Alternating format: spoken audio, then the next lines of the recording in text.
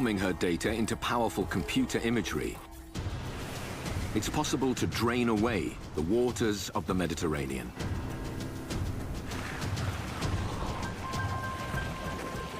And reveal Santorini's terrifying secret.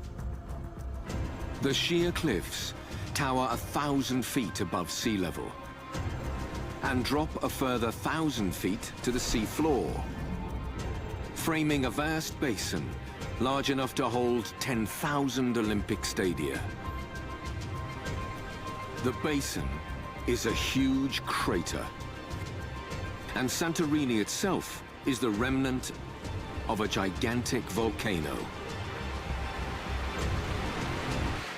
But that's not all. On the rim of the crater, more evidence of Santorini's violent past.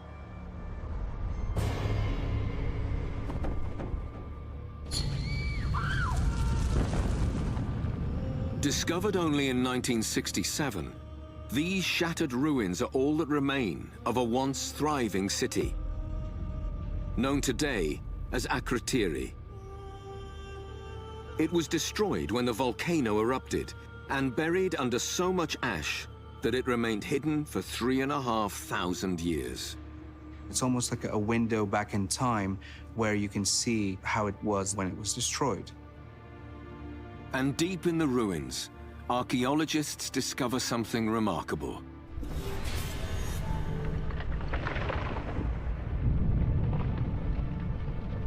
These stone steps were not broken by the ash and lava from a volcano.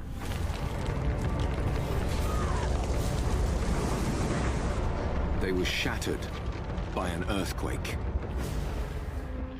When the earthquake happened, everyone fled their town. But then they came back to start rebuilding their homes, and this is exactly what we're seeing here. Believing the danger over, people move furniture into the streets so they can start repairing their houses. We're seeing the beds placed outside of their homes. We're seeing the stones and mud getting ready to be used to rebuild these homes. But then, they are struck by an apocalypse.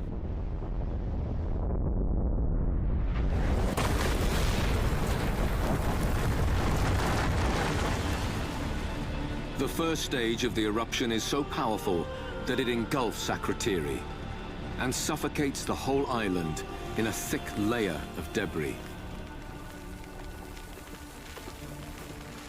And the date of this cataclysmic eruption? Around 1625 BC. The same time as the Minoans begin to disappear from the pages of history. But how could a single eruption trigger the collapse of a great civilization, based on an island 70 miles away? Until recently, most scientists have focused only on the evidence above ground. But Evi Nomakou believes that once again, the real clues lie underwater. Scientists have been occupied studying only their own land geology, so we are starting mapping the seafloor in order to find out the total volume of that big, destructive eruption. Evi heads outside the Great Crater to hunt for new evidence on the seabed. And what she finds is extraordinary. Proof of the sheer scale of this eruption. As the waters of the Mediterranean recede still further, they reveal wide stone terraces fanning out from the mouth of the volcano, the size of 20-story buildings. They point to one cause.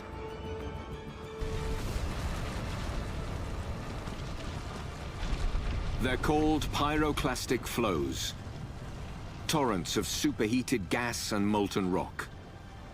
The pyroclastic flow can cover everything. They travel like a hurricane. They can destroy everything on their path because of the high temperature, up to 1,000 Celsius.